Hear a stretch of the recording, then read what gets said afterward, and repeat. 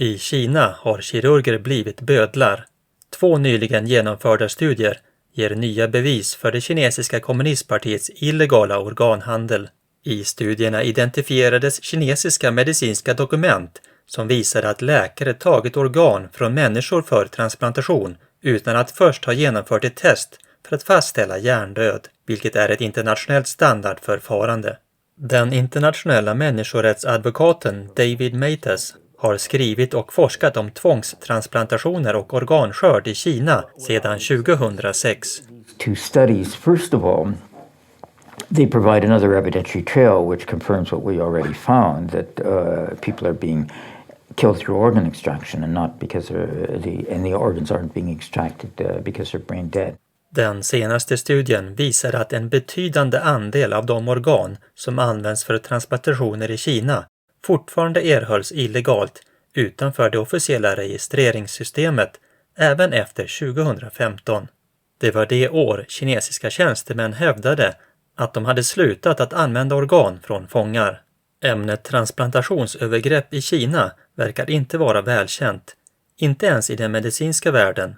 Hur förklarar Matas det? When we did our first press conference on this in 2006, I said it's a new form of evil on the planet, and people are used to hearing about other forms of mass killing, and so it's easier to believe a repetition of something that's happened in the past. I mean, one of the questions I would ask people who say, convince me quickly, I would say to them, what would we know about the Holocaust today if the Nazis, the Axis powers instead of the Allied powers had won World War II?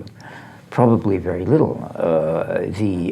And that's the situation. I mean, obviously China doesn't control the whole world, but it controls the sources, the information, and it's not transparent. But if you're at all skeptical, just read the evidence.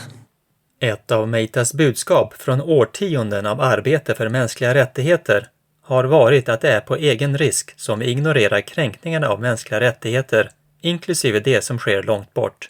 Kränkningar tenderar att spridas, och när vi själva blir offren är det redan för sent.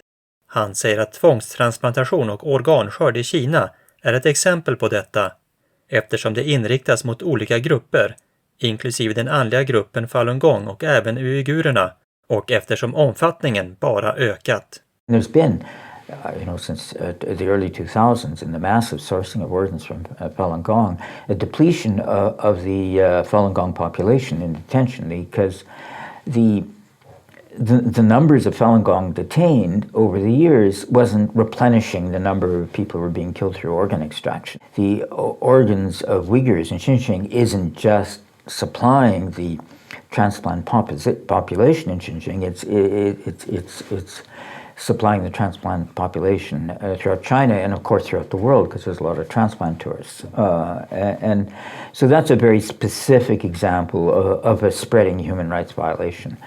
But there's also places like through the Belt and Road initiative where this Chinese culture of organ transplant abuse is spreading, and we're seeing it in places in Thailand and Cambodia now.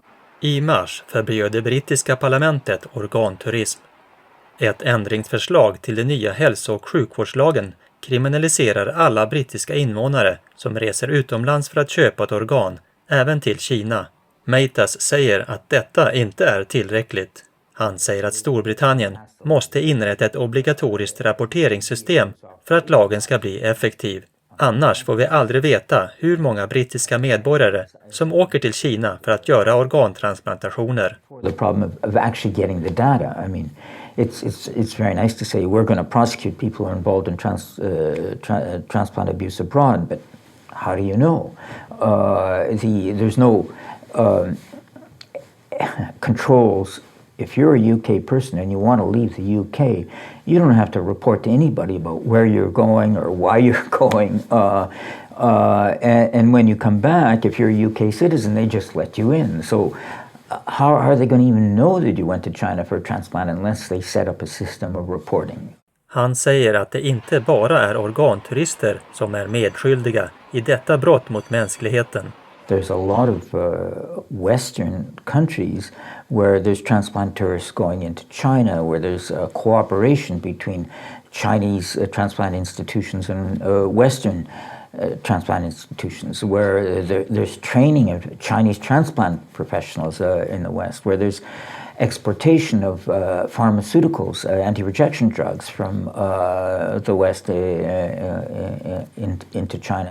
Meitas säger att Storbritannien och andra västländer kan och måste göra mycket mer för att ta itu med problemet.